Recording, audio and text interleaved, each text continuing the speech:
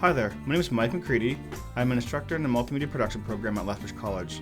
Today we're going to learn how to make our 2D characters come to life using an amazing new product from Adobe called Adobe Character Animator.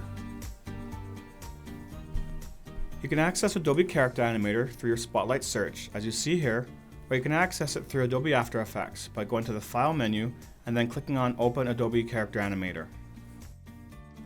One of the first things that we'll need to do is to create our puppet, and the easiest way to do that is to start with a puppet template. So go under File and go New Puppet in Photoshop. This will create a Photoshop template file that you can use to create your character. As you'll learn later in the tutorial, having your layers grouped and named properly is absolutely important. And this is the best way to ensure that your layers are grouped and named properly for use in Adobe Character Animator. What we'll do right now is go ahead and hide this character group, and we'll start to draw out our puppet. One thing to keep in mind as you start to draw your puppet is to put each element of the puppet onto a separate layer.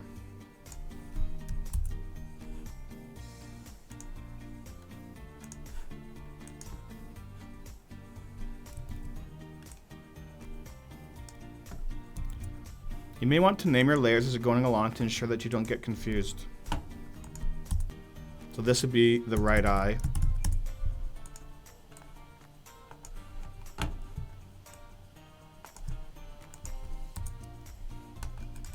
This would be the left eye.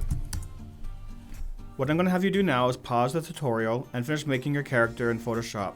When it comes to the mouth, just focus on making a neutral mouth shape, which can be like a straight line or something like that. When you come back to the tutorial, you'll finish making the rest of the mouth shapes.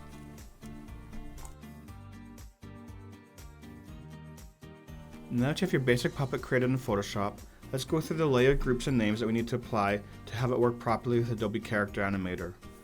You notice the entire puppet is in a group called plus character. The plus sign simply means to Adobe Character Animator that this layer can move and warp independently of other layers. As we delve into the layers, you'll see this being used. When we expand the character layer group, we see that there are 2 other layers contained within it, head and body, as well as 4 other layers that are needed. The neck layer, and then 3 shape layers. These 3 layers will act as anchor points within Adobe Character Animator. To be able to move these, first click on your pen tool, and then click on the layer. You'll see a little X indicating where the anchor point is. If you're on a Mac, press and hold the Command key. If you're on Windows, press and hold the Control key. You'll then be able to move the anchor point to the position where you want for your puppet. The same is true for fixed right foot and fixed left foot. The fixed right foot and fixed left foot layers tell Adobe Character Animator that this part of your puppet will be fixed to the ground. Not having these layers will generate some weird results, so it's critical that you have these layers and that they're placed where your puppet's feet are. Let's take a look at the head group. You'll notice that there is another anchor point called origin. Following the instructions described earlier, move the origin to the point where the puppet's head touches the puppet's neck.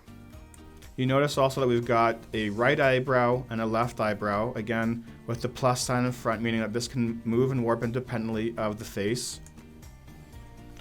You'll then notice that we've got 2 groups for the eyes, plus right eye and plus left eye. Let's take a look at one of those. So in there we've got right blink. So if I was to show this, right now it's hidden. We can see that it's just a line. So if we want our character to be able to blink when we blink ourselves, we need to create this layer called right blink, which is, in my case, it's just a straight line. Let's hide that again. And we've got the right pupil, which is a plus sign so that it can track our eye movement. We want this to be able to move independently of the eyeball. And we've got the right eyeball. The left eye group has the exact same structure as the right eye group. Let's take a look at the mouth group. Again, we've got the plus sign so this can move independently of the rest of the face. This is where we'll get into our complex mouth shapes. So the default is neutral. And then we've got smile. The smile shape is actually triggered by the web camera, so as you smile, your character will smile. And then we have a bunch of different sounds that Adobe Character Animator will use based on audio recognition.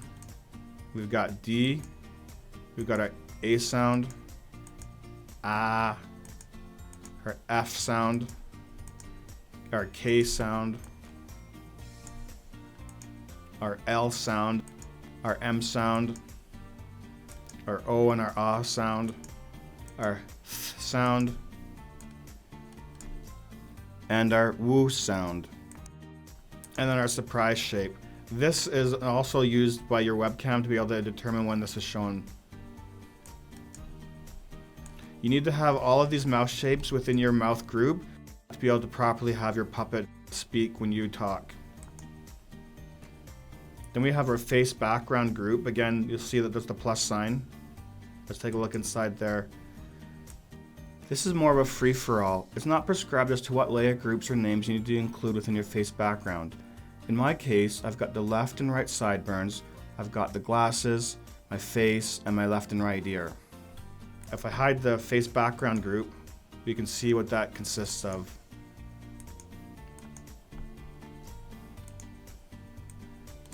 And then we have our body group. So let's go ahead and take a look at what's inside our body group. So we've got two other groups within there, the right arm and the left arm, as well as our torso and shoes and our pants. So if I hide those, you can see what this consists of. So you'll notice that with the right arm and the left arm, there's a bit of an overlap to be able to ensure that when these arms do move in Adobe Character Animator, that there is no kind of gaps. So make sure when you splice your arms that you do have a bit of an overlap with where they connect to the torso. Let's take a look inside one of the groups here. Let's look at the right arm. So you'll see we've got our right arm, and we have two other layers. We have our mouse track right, which is just the shape layer. Again, if we want to see what's on that, select the layer, go to our pen tool, we'll see the little anchor point there. This is if you want to be able to move your character's arms within Adobe Character Animator using your mouse.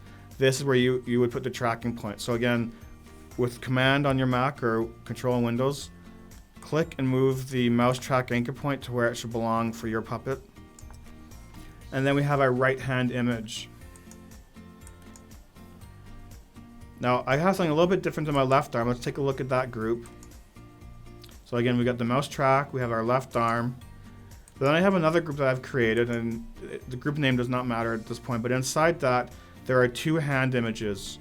So you'll notice right now, if I take a zoom in here on this hand, that here's the regular hand image, but I also have an image I want to be able to swap out with that called pointer. So if I hide that, I can see that there is now a pointer hand.